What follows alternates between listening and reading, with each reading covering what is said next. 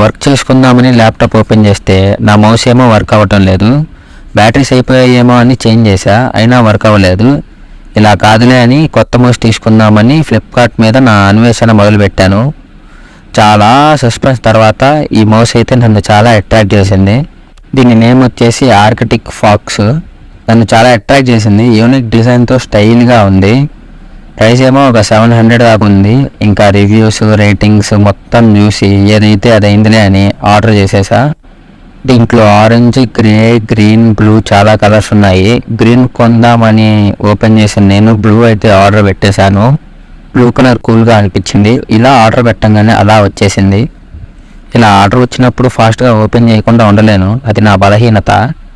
Open చేశాక box అయితే ఇలా ఉంది. బాక్స్ మీద దీని స్పెసిఫికేషన్ చూస్తే ఇది డ్యూయల్ బ్లూటూత్ కనెక్షన్, 2.4 GHz రిసీవర్తో, సైలెంట్ క్లిక్స్, ఇంకా 4000 mAh బ్యాటరీతో అయితే వస్తుంది.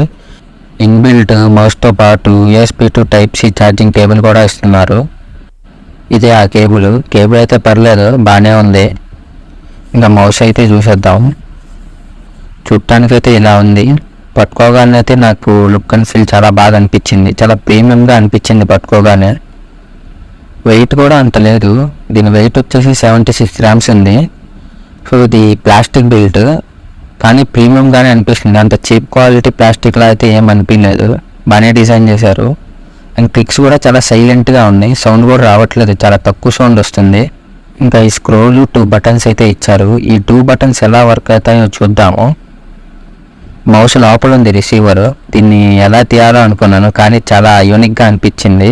ఇదంతా మ్యాగ్నెటిక్, జస్ట్ పైన టాప్ తీసేసి మనం రిసీవర్ని తీసేసుకోవచ్చు. ఇంకా నా ల్యాప్టాప్కి అయితే రిసీవర్ కనెక్ట్ చేసేసాను. సో చూడాలి ఎలా వర్క్ అవుతుందో. రిసీవర్తో బాగానే వర్క్ అవుతుంది. ఇంకా దీన్ని మనం బ్లూటూత్తో కూడా కనెక్ట్ చేసుకోవచ్చు.